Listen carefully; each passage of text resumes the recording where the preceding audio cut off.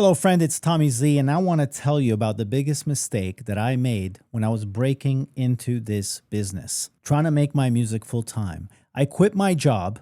I spent thousands of dollars on a fancy studio, multi year lease, then thousands of dollars in trying to outfit this studio, thousands of dollars designing and printing fancy business cards, creating a website 20 years ago cost real money. And then I started out with all of this fancy stuff, reaching out to fancy agencies and fancy brands. And guess what? Absolutely no one got back to me. And I was running out of money, desperate. I was about to go back to my day job, which I quit, thinking that I had it made. And here I was thinking, tail between my legs, I got to ask for my day job back. But then someone in the industry took pity on me and said, "Tell me what you're doing." I told him what I was doing. He said, "You're doing it all wrong." And that conversation changed everything. Now, this conversation you're about to see is with one of my students who I've mentored to break full time into our business. Okay. And we're going to talk about the outreach mistakes that will kill your career in our industry before it even starts. We'll also cover what you need to do to actually break in. Now, if at any point in this conversation you're like, okay, I'm intrigued, I'm resonating with what I'm hearing, and you're ready to learn the real process and not the fantasy version going on in most musicians' heads, I want you to consider grabbing our starter pack, which is a workshop that will teach you exactly how this business works, exactly what you need to do to break in, plus another workshop with another student of mine who just quit his day job to do this full time. And he lays out exactly step by step what he did in order to break in. Right now, you can have it for less than lunch money. In fact, I want you to think of it as sitting down with two industry pros, having lunch with us, and us revealing all of the industry secrets and everything you need to do in order to break in and start getting paid right from your home studio without bothering to sell your music to people who already stream it for free or counting your micro pennies from streaming royalties. The link is below. Now let's get the conversation started. Let me share all the things I did wrong that almost sabotaged my music career. You brought it up earlier, your first ad project for Pontiac. Really interesting, and and I appreciate you being really open, like that you just kind of stumbled upon it. It wasn't intentional. You had a connection, and it kind of fell into your lap in a way. So that's your first project. I'm curious about the second project, the first time you had to go out into the world and find it for yourself. What was that like? Well, the s there was a very interesting story after the first project because my friend left the agency. He went somewhere else and he didn't have any more projects to give me. And I thought the way this project went down, where my friend at the agency gives me the job directly as a freelance composer, that's the way that it goes. So I basically like quit my day job knowing that there's so many opportunities like this, but I didn't understand the process. And so what I ended up doing is I ended up presenting myself to all these agencies and brands in Toronto as an individual composer. Not only that, I sunk like thousands of dollars into a multi-year lease with a partner of mine at the time, thousands of hours probably in like and dollars into refining that studio space to look impressive, to feel good also, but to like make this space look really cool, business cards, websites, because I thought all of that was actually necessary in order to present myself to someone other than someone who already knows me, like my friend who just gave me the Mm. job. So I thought all of this was necessary.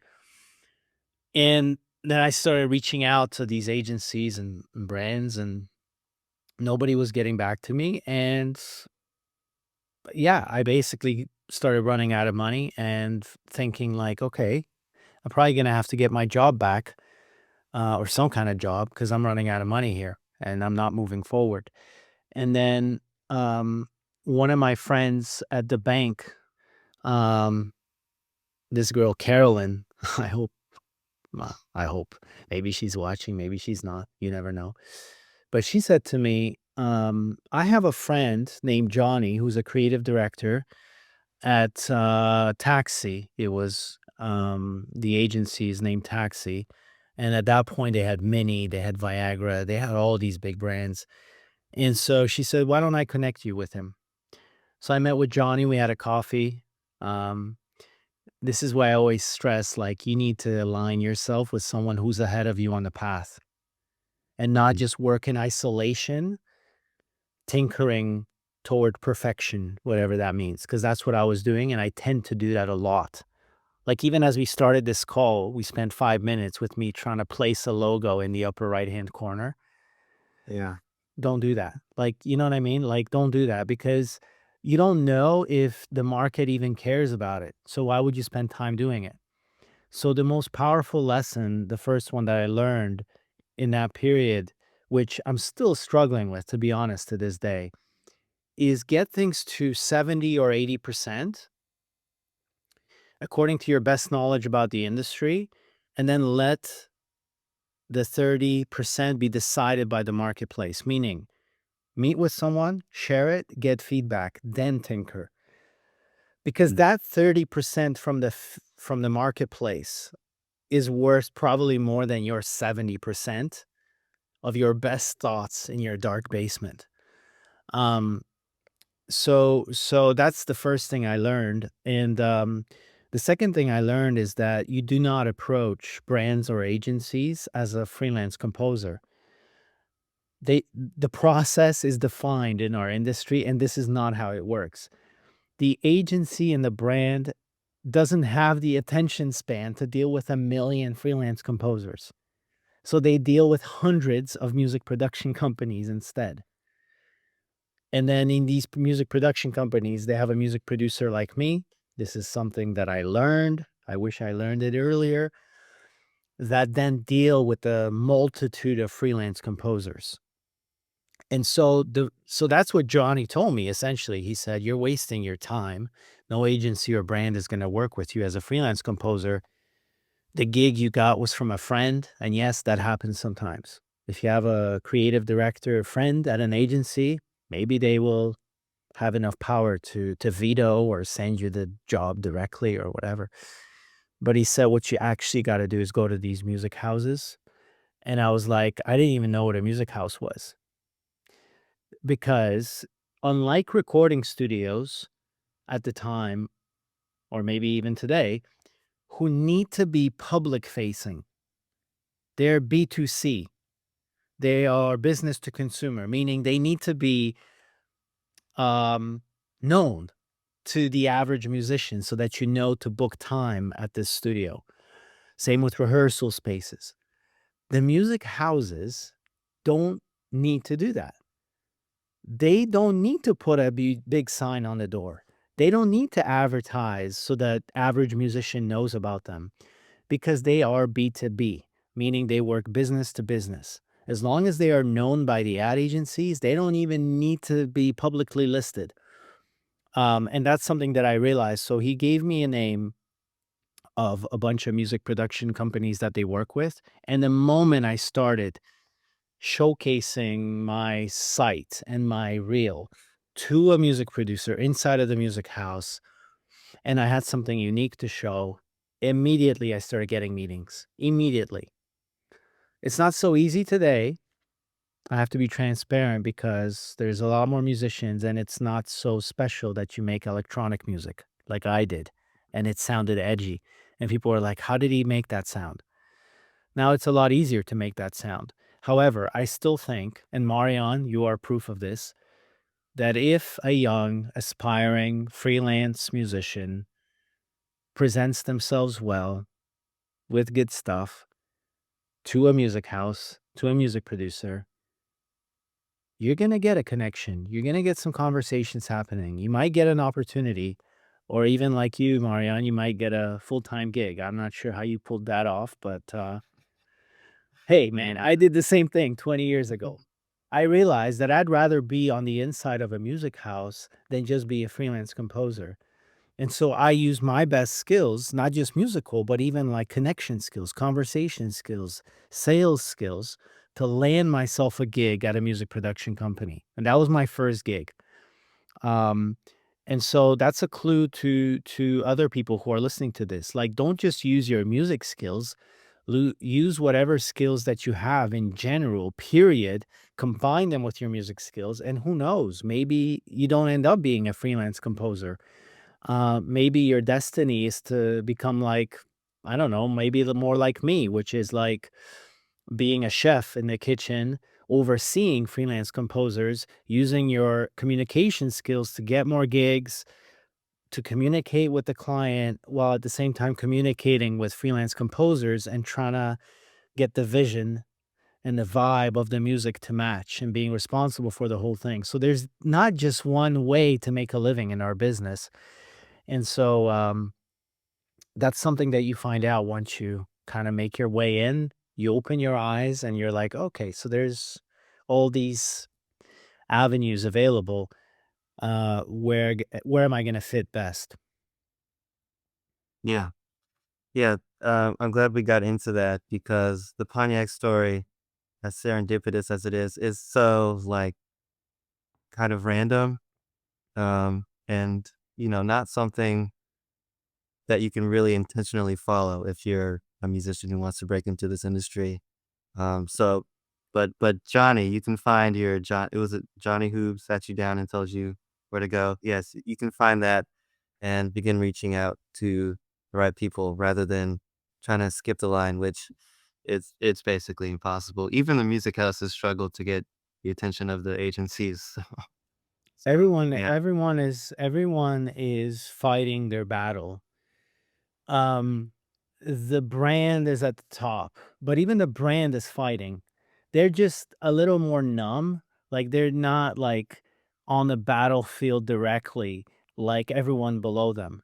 And what I mean by that is like they are sitting somewhere on the 37th floor of their head office.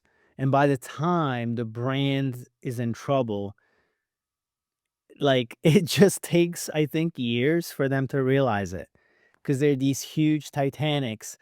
And the way they navigate the stormy seas is by looking at an Excel spreadsheet from last quarter. You know what I mean? So it's like, whereas we, let's say the agencies, they're all fighting, they're doing the pitch deck to present to the client to present the best idea for them for the years ahead of how the brand should present themselves. So it's like, they kind of have their finger on the pulse, and then like all the people that the agency is going to hire. So the film production companies, the editors, the music houses, we're continually pitching on opportunities, right? Like trying to meet with as many creatives at the agency as possible.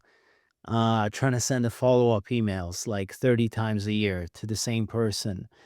Um, it's not easy, but again, is it possible? That's the first question you should always ask yourself before starting any venture. And that's something I borrowed from more like my engineer friends who look at everything like an engineering problem.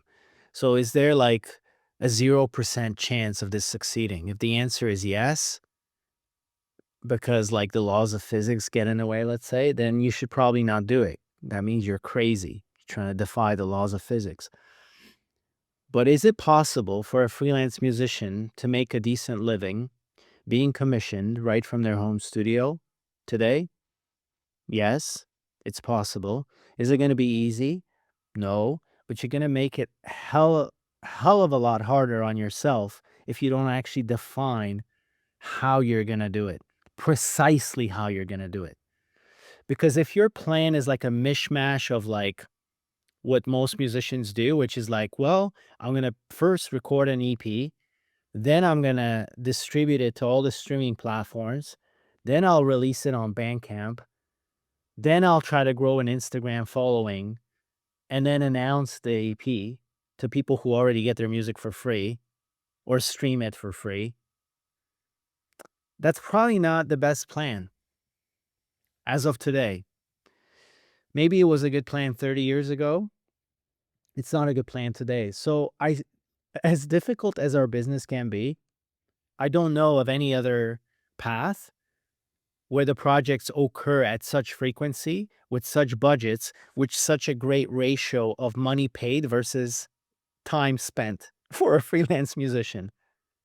I don't know anywhere else, man. You're making at least $100 an hour once you're on a project, whether it's writing a demo or getting the final, in which case you're getting way better money than $100 an hour in most cases. But yes, there's going to be a lot of running around in between. The more you focus, the more you know who you're reaching out to. And this is what we teach our musicians, right? It's like, who do you need to reach out to? How? Generally, what's the thing you should show in your email? How many times should you follow up? And at the risk of, yeah, I'm not going to be revealing any secrets when I say you should follow up until they tell you to stop or finally agree to meet with you. And there's a way to do it. I'm not saying be a stalker. I'm not saying, you know, um, get weird or so like, I don't know, forceful that you'll just leave a bad taste in people's mouth. But the pros distinguish themselves from amateurs in that they will do almost unreasonable things to land their goal, like to get closer to their destination. It's a kind of commitment that people sense. When I get a sixth email from someone who does it politely but persistently, but they don't give up, I am normally a sucker for it. I have literally hired people that I don't need to do SEO, to do whatever, Reddit communities. I don't care. Like, you know what I mean? It's just like, I just respect the fact that they have committed to making a connection with me. And so if that's how they pursue it, meaning over a 6-month span, they keep enough focus to keep following up and they don't, it's like, what else could they do? I want to have this kind of person on my team. So just imagine now, if you have music talent, you know how to craft an email that actually resonates with music producers, and you never give up, meaning over a 6-month period, you will make multiple follow-ups in a way that the other person actually enjoys. How could you not get an opportunity? Yeah. Like, this is law of physics almost. It's like you jump, Earth brings you down. It's the same here. You make good music, you communicate well, you follow up persistently, you land.